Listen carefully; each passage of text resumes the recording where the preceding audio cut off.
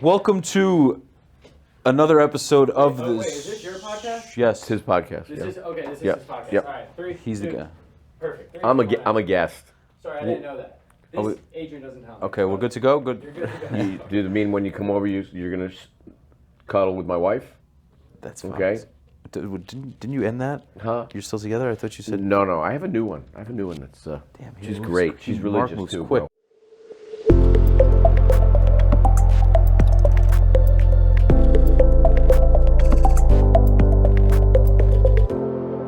Welcome to another episode of the Soothing Semantics Podcast. I'm your host, Rafi Pinsky. Make sure to subscribe, smash the like button, leave those comments. I know after this episode you're going to have quite a few comments. Looking forward to those for all of your South Florida residential real estate needs. Follow me at Rafi the Realtor. Check out my weekly newsletter, and I would be excited and happy to help you. And this week we have a guest who I've been following for a couple of years now. And I was very fortunate to meet him at an event that Adam Sosnick put together. So shout out to you, Adam Sosnick. This is a guy who has crazy strong energy. The guy's just a ball of energy. He's like a monster drink, a walking monster drink. He is a real estate investor, author, Miami native, proud Jew, Mark Shapiro. Welcome to the show. You. Great having you. Thank you, Rabbi. Absolutely. Rabbi Pinsky. Thank you. Absolutely. Thank If you have an extra keeper. Sosnick, you suck, bro. I'm supposed to be on PBD. I'm coming for you. I'm just fucking with you. He's not fucking with you. He's coming for you. I'm coming for you, Sosnick. Okay? You think Adam's got his... And I'm going to tell people you wear Depends, okay? So you don't waste the time taking a piss all the time. Just want you to know that, like a race car driver. You're a race car driver. I love you, bro. I love you too, Adam. So Adam's going to be in his comfortable South Beach apartment, about to go to sleep. He's going to put his little nighttime hat on. Yep. You're going to be waiting right there, either in the closet or underneath the bed, to grab him as soon as he falls I'm asleep. a little gremlin under the bed. I'm going to start chewing on his foot. Definitely. He's going to think it's his girlfriend, but it's Mark Shapiro. His girlfriend's pretty hot, bro. Really happy for him. She's really, actually, forget the fact that she's pretty. She's really smart and nice. She was there the other night. Yeah. I mean, I met her for a second. She sat there and just waited for him. Yes. Okay? That's a good woman. Yeah. She looks like she's a good opposite in terms of Adam being very out there and social, and seems more reserved. She makes challah. I heard she does it all. Adam, bro. God willing, if it's meant What's to be. his name? The rabbi, the guy from Crown Heights. Rahman, a bit. He introduced him. Wait, which one from Crown Heights? The one who was at the event? He's not. The guy he's at the event. What's his name? Rabbi Benny? Rabbi Benny. No, he's Bukharian. He's from Queens. He's not from Queens. He's not a Chabadnik. Okay, he introduced him. Really? Yeah. Oh, he put it together. Bro, yeah. Good stuff. Insane. He Good asked stuff. him, he goes, you want to meet a girl just like her? I'm like, I'm okay right now. I said, I'm on a break. Oh, you got stamina. You're going for the ones in the 20s and 30s. Okay. All right, Mark. Okay. I'm on a break. I'm exercising. I'm exercising my pecker. How does that work? That means that because of all the time that I was in prison, I have to make up for all these women, so I'm fucking every woman I can. We'll have to cut that out. I don't want Esther to hear that. Do you want us Definitely. Guys, cut that out for Esther. Tanner just got mad at me. Okay. So. That's the beauty. When you get to a certain age, you start caring. I have no filter. Yeah, I know that about you. That's why I'm so excited for this. 'Cause I really don't want to cut that part out, but I would totally respect if you do. It's your call. We should just fucking leave it. Anyway, I'll just preempt it by telling that her. was so great. We gotta leave. Yeah. Leave it. She's such an understanding, cool woman. Okay, Shomer Shabbat. I'll show you a picture of her after. I think she's beautiful. Okay. She makes me smile. Okay. I was wrong about the 24-day marriage. Retard. But Also, retard's back. The word is back. yeah. Do we acknowledge that?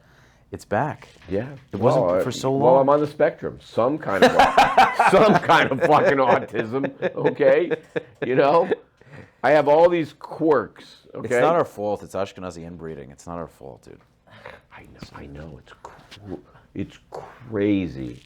Well, here's how here's a crazy thing. Back before, I think my dad was already born. There were two Shapiros, Sam and Mary. They married, and they were cousins. I don't think they were only the cousins Pakistanis were doing back this, in the olden days. but I think maybe we were taking part in this terrible in the behavior. clan. So Especially after the Holocaust, we needed to increase the numbers. yeah. So Let's make Jewish babies. we know each other. How are we allowed to talk about this secret society? I don't know the mob that we're part of now. Mm-hmm. Yeah. Well, because the problem is if we need to throw anyone off a bridge with a brick, They'll and come people to know. us. Yeah, like I want to be more discreet about it. Right. You know what I mean? But it is pretty amazing. It's a pretty great group. Sick connections. Great connections. Sick.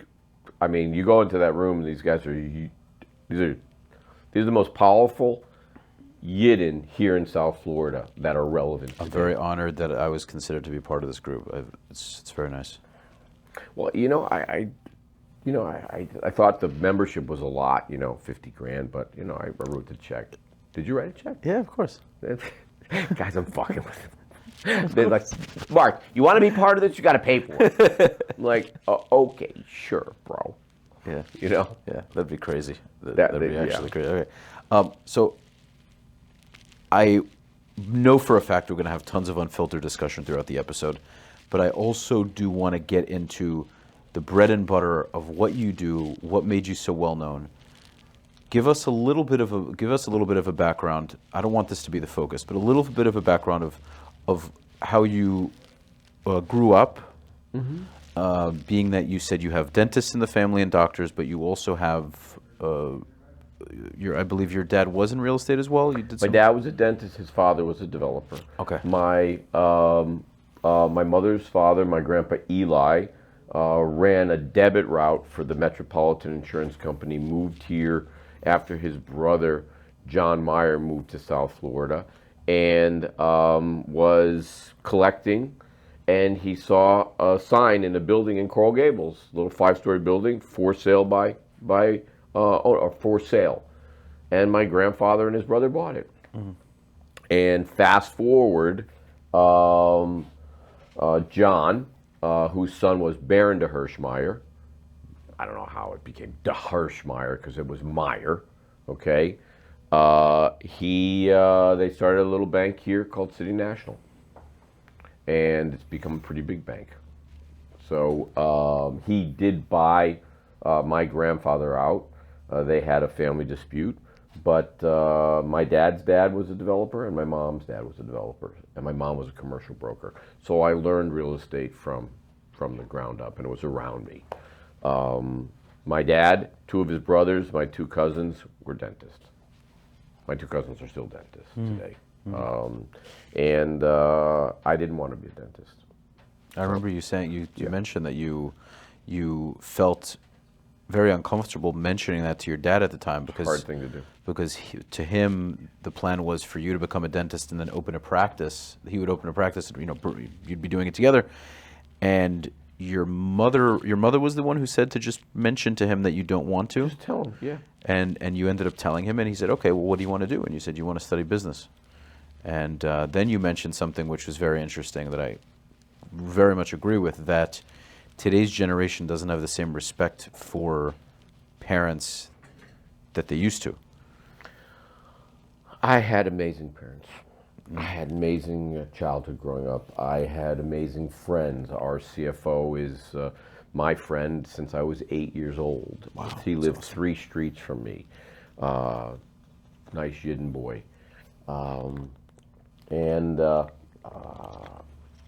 We all grew up in this neighborhood. We had so many guys that were super successful.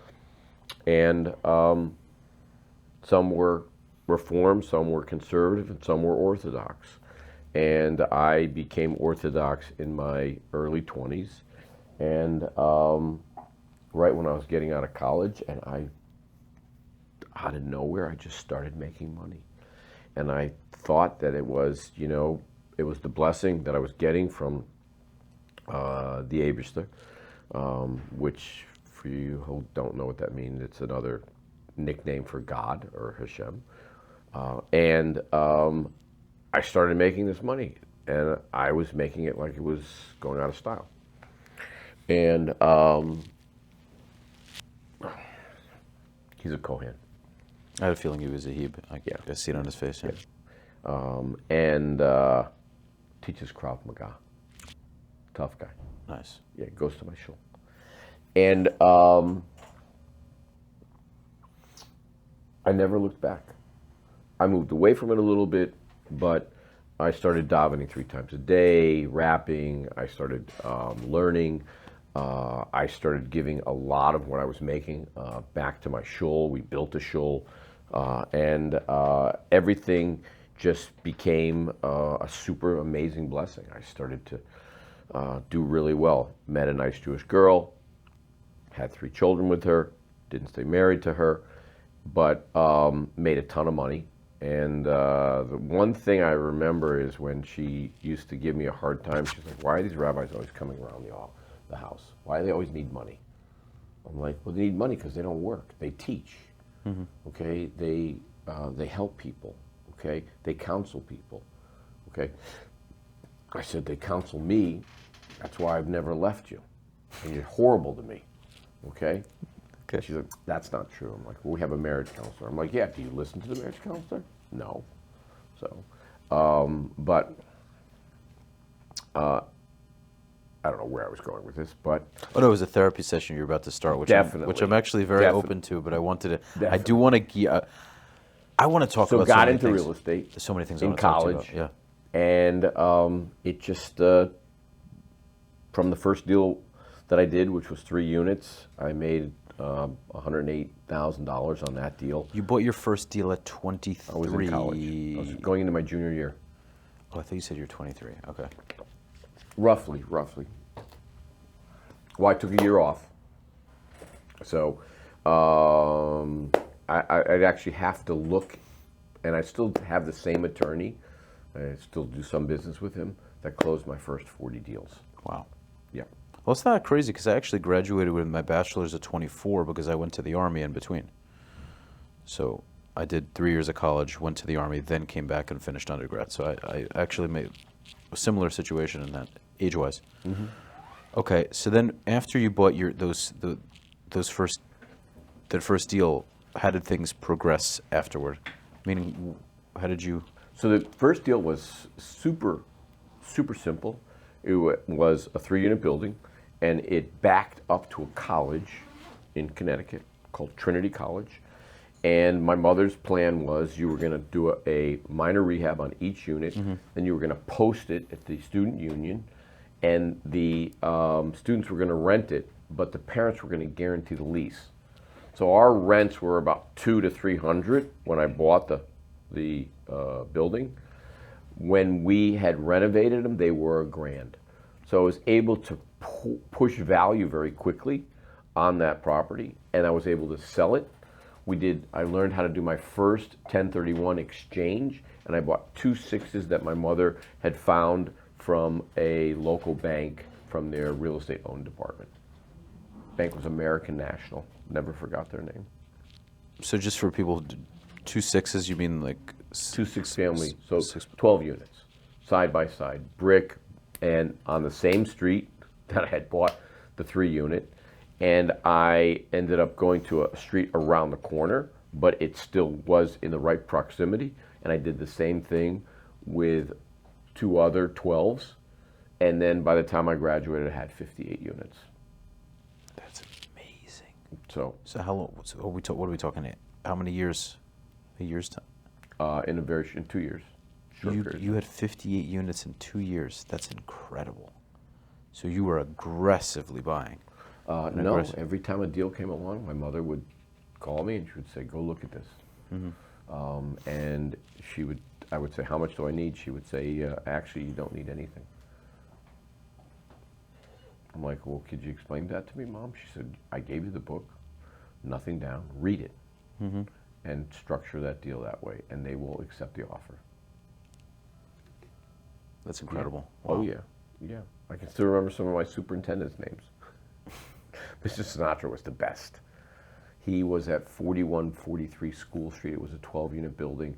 I don't know how the boiler always kept on working, okay? You know, and he had suspenders, and he was there with his wife, and he would give me a stack of cash, you know, and I would go back to my dorm room, and I would count it, okay? I didn't want to count it in front of him. I didn't want to be disrespectful, because he would wrap the receipt around each. He collected every penny, okay? He was unbelievable. Nobody fucked with him, and he always had a cigar in his mouth. Just an amazing guy. So, I love that. yep. That's awesome. Now, when it comes to say you're a seasoned investor as you are, how many thousand doors do you have at this point? We've done over 25,000 units. A lot of units. And how many do you currently have around We have a that lot. many? We Okay. have a lot. Okay. Do you at this point lean more towards commercial, industrial, Multifamily. Multifamily is Same your thing. bread and butter, your favorite That's thing. all we do. I mean, we've built some new product for sale, so it's vertical for sale product, which is condominiums. And we've done some, I did a couple subdivisions early on, building homes. One was 86 homes, and one was 104. Never do it again, hated it, okay? But we weren't equipped really to do it the right way, the way these big home builders do it. And did 2 shopping centers, lost my ass on those. Built 5 nice office buildings over the years. I did really well with those. But my bread and butter is multifamily. So, What about multifamily do you prefer over, say, office spaces or industrial spaces? it's a necessity. Housing, food, clothing, and shelter. Need shelter, bro. So you would say that that necessity of shelter supersedes is more important than, say, having a locked-in commercial lease of 30 years. Yes and no. Okay. Okay. Everybody is good at something. I wasn't good at retail, and I did one, I'll call it like a mini storage, years and years ago. I did okay on that. It was an old factory. But I really like the fact of being able to understand my residents' needs and be able to fulfill it and to create a sense of community. And I like the predictability, the scalability. And because multifamily, people love it, it is so easy to finance. The financing is like a loan, and you inject it with steroids, and it becomes such a hyper return. Now, there's a lot of guys that are great with industrial. There's a lot of guys that are great with the retail, like my friend Todd Napola does great with it. I've My follow buddy that guy. Shane Decker, phenomenal at he does B and C industrial, and he goes to submarkets that you and I wouldn't go to. I've seen Shane on social media, young guy, young Jewish guy, yeah. Shane's great. He's a good friend, 3 kids, great father. Went all in on his first deal, and he was about ready to go broke, get evicted from their apartment. His wife was a Greenberg Trowick. She spent her whole savings so that Shane could follow his dream. He put it all on the line, and you have to put it all on the line. You got to be willing to put some risk up, okay? You got to go all in. There's no fucking swimmies. There's no the shallow end. There's no 3 feet. There's the deep motherfucking end. No swimmies. Either swim or die. That's my attitude Do you about think, everything in life. I couldn't agree more.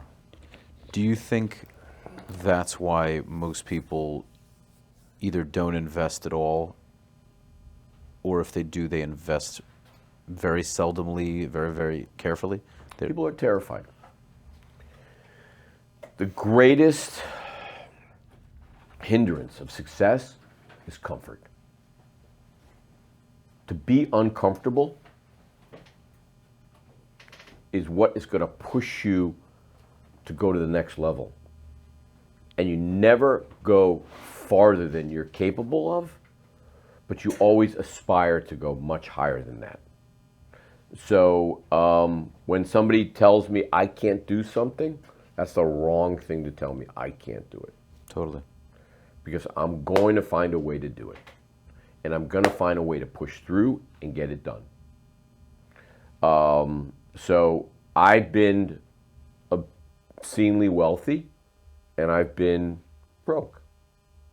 Now, my definition of being broke might be different than yours or anybody else's. But I can remember when there were periods of time where, I would worry about certain things. Mm-hmm. But I would never want my wife to know or my kids to know, and I would always try to maintain a stoic mentality.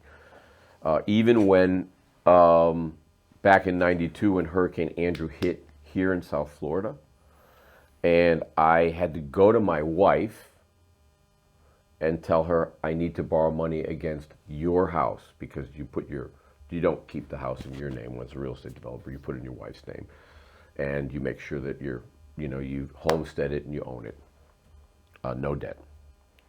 And I went to her and I said, look, I put all these properties under contract.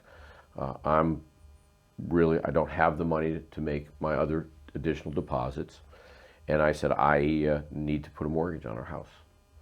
And I don't think I said your house, I said our house. And she said, well, how much money do you need? And I think at the time the house was maybe worth, I don't know, $8-10 million. And I told her I need 3. I said I need 2, and then I need $1 million cushion so I can move around. And she's like, okay, what bank are we going to take it from? Our private bank was Gibraltar. I said, I'll call them in the morning. She said, okay, just have them send it to me. They can put a mortgage on it. Okay, but I'm not going to give you any more. I'm like, well, what if I need more? She did say, okay, we'll discuss it then. Okay? In a way, it's a good thing. See, psychologically, it's a good thing that you, as soon as she asked you that question, because that question implied, don't ask me for more, but she also wanted to help you because you're in this together, and so you just said, hey, instead of me saying, oh, no, this is all I need, you wanted to kind of preempt her by saying, I hope I don't need more, but I might. Well, it's funny because when we dated, we got along great, okay? And she had a great family. I actually graduated high school with her older brother. She's 10 years younger than me. Yeah. And pretty girl. Good cook. Just wasn't the perfect wife. Maybe she was a good wife. Maybe I fucked it up. I don't really know. I think you're a very easygoing guy, Mark, so I can't. I'm pretty intense. We didn't have any kids then, okay? And every 3 weeks we were on a cruise, we were on a plane, we were somewhere, we were fucking in an airplane, going to Portugal. I mean, I had bought, us. That was before we actually owned a jet ourselves. I had bought a share. It was called NetJet back then. I mean, we had the greatest fucking relationship. We just get in the car, we put the top down, and we go places. Okay? And she was wide open to anything. Then she had our first daughter, which is a huge blessing. I have 4 daughters. And things So changed. no sons, just daughters? No sons. Things changed dramatically. And to this day, I still am angry at myself for failing at that marriage. That's my fault. I should have tried harder. Okay, as a man, I should have tried harder. Okay. Now, I wish the best of her. She's a great mother. She did a great job raising the kids. She got remarried. She has another amazing daughter. Her husband's a nice guy. Oh, well, so daughters on daughters, no sons. There just ain't no sons in this. No, nope. Okay. So, and I remember when I put out the $2 million of that, and I then realized that I still was going to be severely short to get these deals closed. You said you would be severely short. So severely short. That's So I started to panic. So many like dad jokes I have. It's So Okay. I am severely short. That is. So I started to panic, and I called my Miami lawyers, and I said, what am I going to do? And he said, you know what? I'm the senior partner in the real estate department. He goes, these are all great deals. We love you. You're current on your bill because you got to always pay your lawyers. And he said, I'm going to set up an appointment for you, and I'm going to find you a partner. And he called me a couple days later. He said, you have an appointment in Coral Gables. And I'm like, okay. And I said, where's the address? And I said, oh, that's the related group. He goes, yeah, you're going to meet with George Perez. I'm like, Wow. okay. The George Perez? He goes, yeah, going to meet with him. So their office used to be on Coral Way in Gables. And he said, bring all your contracts, bring everything, okay? He goes, I'm going to do an email to his in-house counsel, and they're going to look at it. And I went there. I waited out in his reception area. His wife today was his assistant, Darlene. That's his wife today. And tall, pretty girl. It's a nice way to meet your wife. Yes, she worked for you. So, and we sat he had a little 4-person round table in his office in the corner. And I put the deals out, and he looked at all of them, didn't say much, okay? It was very, very nice. And he said, these 4 deals, I'm going to show you how to do these 4 deals, okay? But I'm going to put them over here. You don't need me for these deals. He said, these 8 deals, I'm going to partner with you. And he proceeded to show me what to do. On the 8 deals, he said, look, I just did a quick calculation of what you have on a deposit. Would you like to walk out of here with a check? We're going to shake hands because that's how business used to be done. And I'll true up with you, meaning he's going to give me half of the deposits back. And I said, no, how quickly can we get a joint venture agreement? He said, 2 days. And he said, when it's done, you can sign it with your counsel and you can come here and pick up a bank check. And then he said, do you want another cup of coffee? I said, well, what else are we going to talk about? He said, get another cup of coffee. I got another cup of coffee. And he said, see what you just brought me? Can you bring me 20 more of these deals? And I said, yeah, because South Florida was destroyed from Hurricane Andrew, and everybody wanted out. And all they were doing was they're taking the insurance money, pocketing it, and selling the property. And I ended up doing another 20 deals. And that's how I ended up being part of the Portofino and started doing all these developments south of 5th, all because of him. And he is a mensch, period. He honors his word. That's phenomenal. Yeah. You mentioned you had a term, Jew something, because you mentioned Hurricane Andrew. You said you were making a lot of money. Jewish lightning. Right. So what is that? What's the spiel on that? So Jewish lightning is when you have money generated from an insurance loss. So as long as nobody ever gets hurt, it's a mitzvah. It's Jewish lightning. It's a blessing. So cool. Well, mitzvah is a commandment, but people think it's a blessing. It works for me. So it works for me. Okay, so you mentioned also that, in this previous podcast that I watched on the way here, that you decided to put courses together. And your courses are a lot more affordable than a lot of these other courses out there that are charging thousands and thousands and thousands of dollars. And you've spoken about Section 8 housing, where there are a lot of, say, for example, the demographic may be single mothers who have a hard time, and they want to get into investment, and they have the opportunity to do rent to own, for example. We teach that. Right. So, what are some of the things that I actually just forgot we teach it. It's part of our course. Yeah. Yeah. But what are For somebody that's interested in Shapiro Capital's courses, they want to learn more, they want to dip their feet into investing, they have no idea what they're doing. What would be your, I guess, your elevator pitch to them? So our elevator pitch is we can teach anybody how to buy real estate and make a great living or make wealth from real estate, and we can do it very simply with not a lot of experience. If you don't have good credit, we're going to help you fix your credit. And if you don't have that capital, we're going to help you source the capital. And what we did, I'm going to say it's about 3 months ago, is we made our course completely free.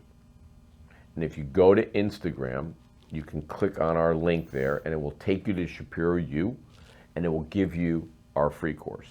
And our course is a real estate course, teaches you how to buy a 1 to 4 unit building, teaches you how to finance it, underwrite it, do the construction budget. It also shows you Section 8. It's 15 minutes to learn Section 8. It's not complicated. And then rent to own is another 15 minutes. And there's multiple ways. What we teach is we teach how to layer things, one on top of the other, on top of the other. So we teach concepts and principles, and we show people how to start and then accelerate. And then if people truly want to learn more from us, we have a multifamily course that we do charge for. If people don't have the time but have the money, we will show them how to do a deal with them. It's called Done With You. And we will procure the property, we'll renovate the property, and we'll hand the property off to them with a property manager, or we can let them manage it. And teach That's them how to do that. awesome. That's great. Because I think a lot of people, and I know you'll agree with this, they look at anything they don't have experience with, whether it be real estate or something else. And because they don't have any sort of knowledge, they look at it as this fucking Pythagorean theorem of sorts. They're like, oh, this is so complicated.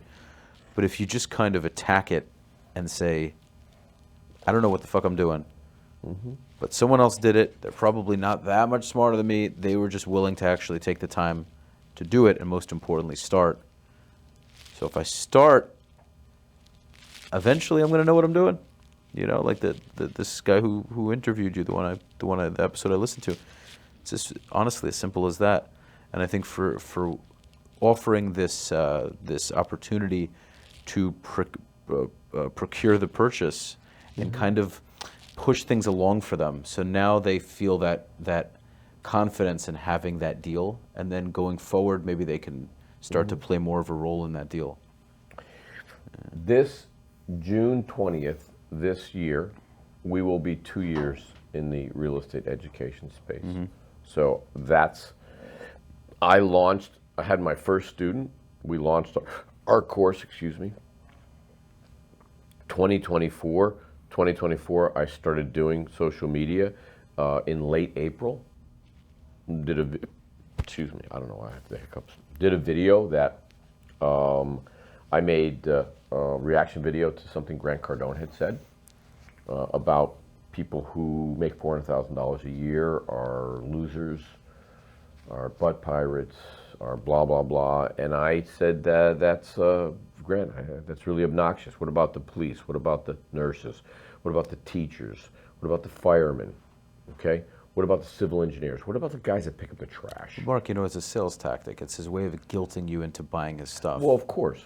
It's very like Wolf of Wall Street. Like, you're not good enough. Follow me.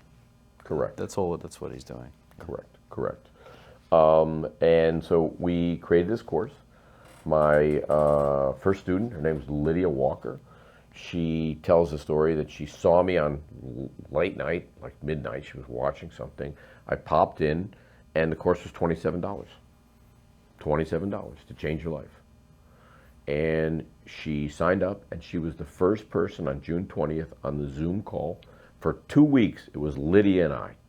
I got to know Lydia's life, her story, her tragedies, okay, all the things that she went through, and what an amazing woman. And she was dating a guy at the time. They since got engaged, married, now they're pregnant, okay? And she decided she was going to take the course and learn how to buy real estate.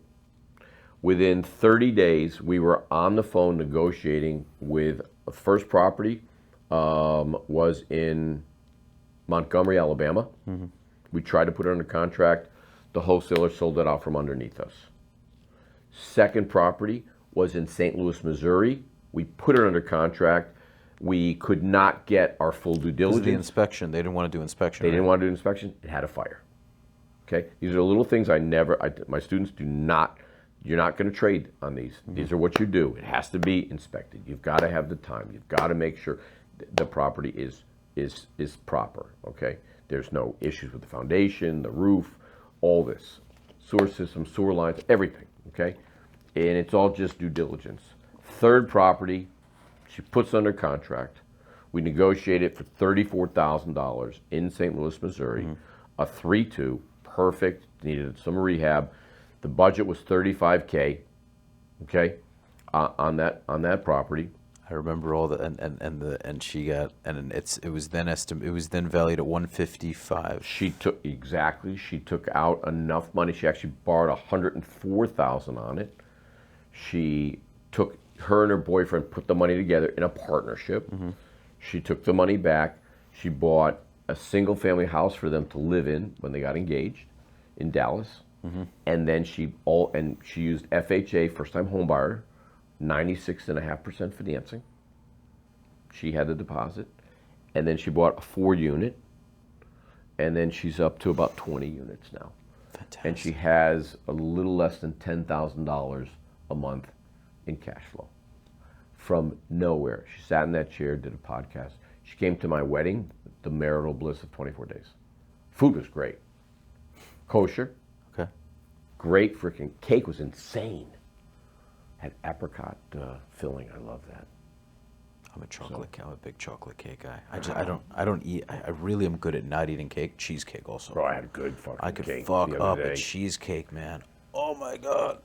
I'm good at. I know better than to eat it, but on a rare occasion, I mean, if I'm drunk, it's game over. And I don't drink much these days. But if I'm whiskeyed up and there's a good cheesecake, I can't say no to it. It's not Juniors?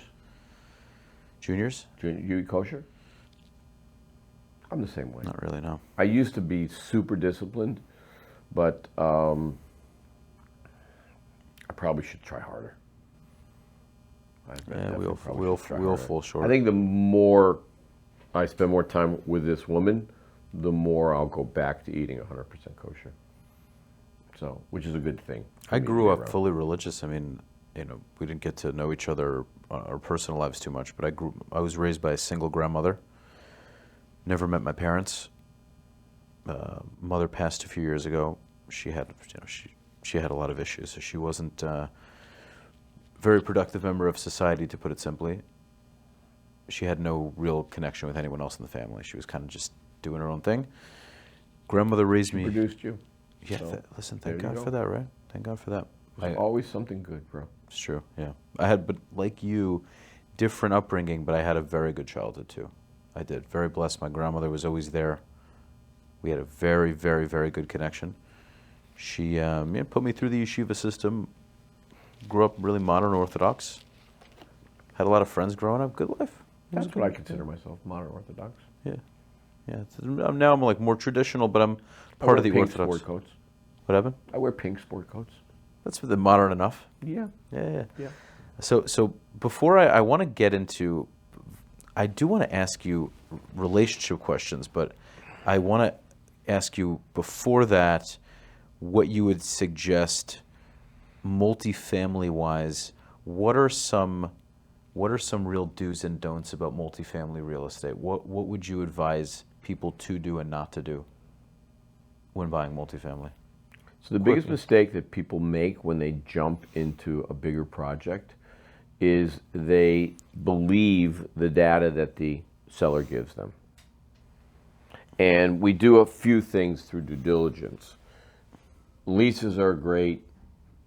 Rent rolls are great. Trailing T12. We like to use a T3, which is the last 90 days. And then we want the lease the rent roll, we want it verified at the time of the closing.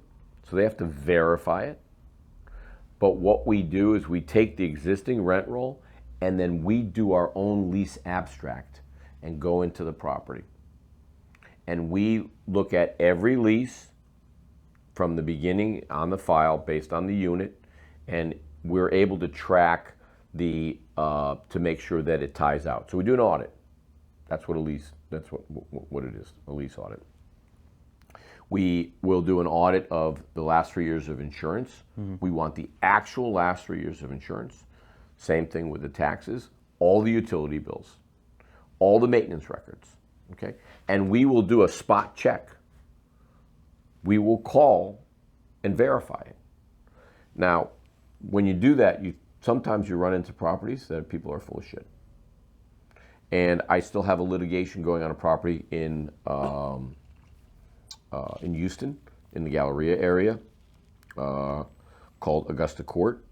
And the woman's husband is a NHL player. Mm-hmm. And she bought about 2,000 apartments, and she's the worst fucking operator, and she gave me a fake rent roll. And then she gave me a fake, they were supposed to have upgraded all of the appliances.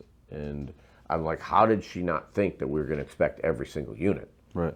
And do, a takeoff on every single unit, whether it needs flooring or cabinets or lighting or the bathrooms, whatever, okay? So I'm still in litigation with her, trying to get my $500,000 deposit back. Shit. It's ridiculous. Shiksa. Pretty shiksa. There's a that lot means of, non-Jewish. I think he knows. I think we're not supposed to say that. So the Rebbe used to call people non-Jews. There's this beautiful thing happening in social media now, because I'm super anti-cancel culture. Really. What is cancel culture? Where everyone's canceled, where people are just being canceled for saying things that are offensive. The problem with doing that is the opinions are still being opinioned. It's not a word, but people still have their opinions. For example, the whole anti-Semitism thing, right? Mm-hmm. There's a lot of Jews that just throw the card at everyone, and it becomes a boy who cried wolf thing. Mm-hmm. People criticize. They're allowed to criticize. I think the best strategy is to have a counter argument. Either have a counter argument verbally, or if there's a problem physically, you handle it physically. Mm-hmm. Instead of just saying we're going to take you off platforms. I think people start to want to know more. Nick Fuentes was a great example. If you're familiar, if you've heard of this guy. No. You haven't even heard of him. But anyways, he's... I don't even really know social media very well. I'm probably not one of these guys that's, digs in. You have it all managed. Look, I'm going to cancel every fucking culture, okay? Because I identify as a bottle of water. Right. So I'm an it. I'm not a this or that. I don't need fucking pronoun bullshit. I don't give two craps about that, okay? I'm not a sensitive guy. Right. I'm a really sensitive guy, okay? I cry at the easiest things. But you know what? The Torah says what? A man marries a woman, and a woman marries a man. Now, I love my youngest daughter, Carly, and she is going to marry a woman. And I'm glad that this woman makes her happy. And I love her no matter what. But I don't agree with that. I don't agree with that. I want her to be happy. So if that makes her happy, I'm happy for her. That's the fairest way you could be, man. Okay. It's the fairest way you could be, yeah. Do I agree with it? And then she is fucking smoking hot, my kid. I don't get it. Okay. And super successful. And,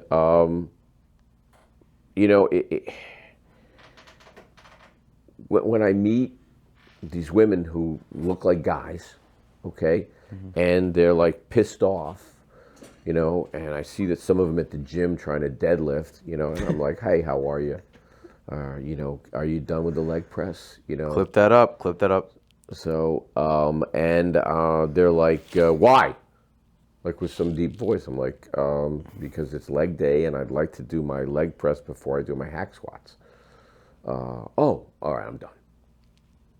And then they walk away and I'll do a few sets.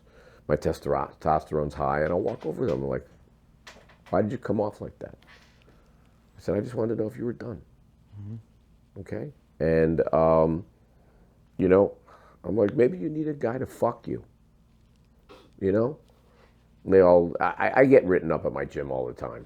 Okay? Like this whole new thing with all these OnlyFans girls that have attacked Crunch on Miami Beach. Okay? And they have the horriblest attitude. Okay? And they're, I love that. I love that counter. I'm like, what the fuck? Okay? I'm there to work out. So I've been going to Boxer more.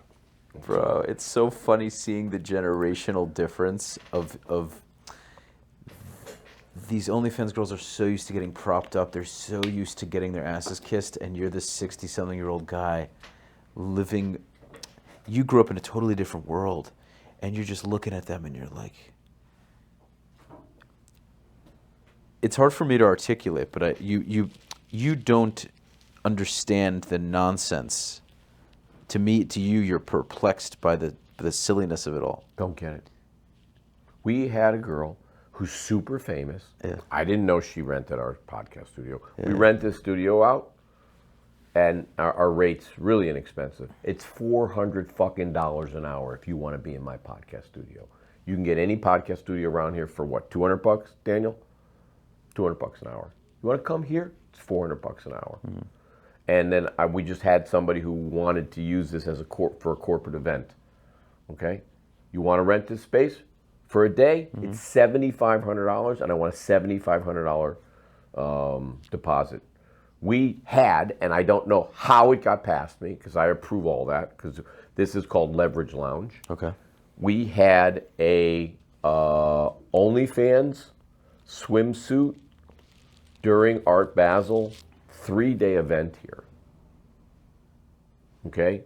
And I should have charged them 50 fucking grand, because there's, I can't say it, but it's a word that starts with C on my fucking rug over there. Okay?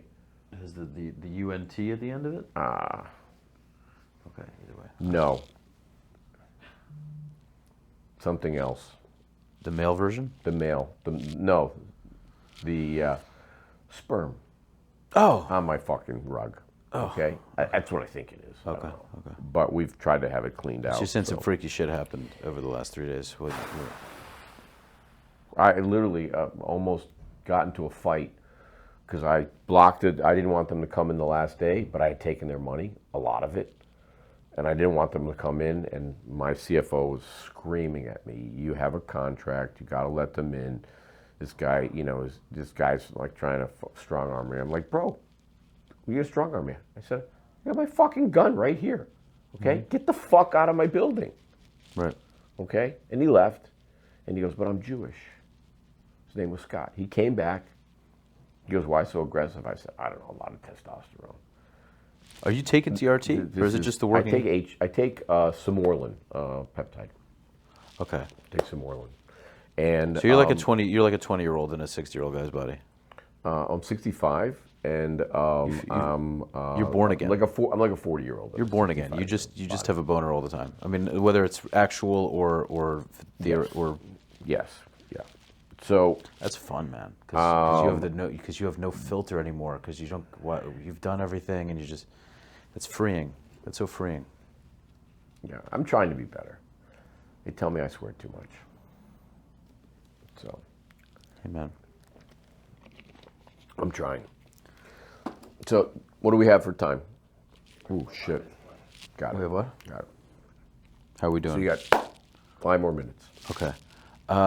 Relationship advice. I really would I hope we can do this again in the near future, Mark, because I really would have liked to ask you more about your thoughts on marriage and dating and things like that. Like I would ask you about monogamy and how you've done, So now that you just got married the second time, is your second?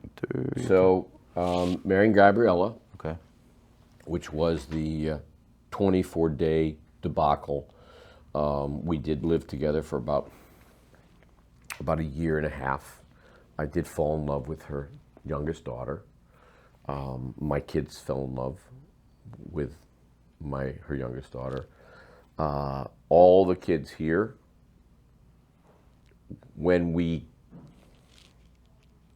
I don't remember when it went from great to not so great to fucking insane. But it was around the time I took her to the inauguration, to the private party, okay? And she met the president's wife, Melania, and she was treated like royalty. And she did something that I thought was really obnoxious. Not in there when we were waiting for our car. I think because she was drunk. And that was my first warning sign. And that should have been the warning sign. But this was, I want to say the 20th of January in 2024. Yeah, 2024. When was the inauguration? 19th or 20th of January. Okay. We weren't engaged. I forgave her, which was the wrong thing to do in hindsight. And I should have packed her up and threw her out of the apartment then. Okay. But I didn't. We worked through it. And I had already ordered her ring from my jeweler, the guy. What does he say? Where's my fucking money? Tracks. You're talking about tracks. No, I didn't grab my ring from him. But I love him, by the way.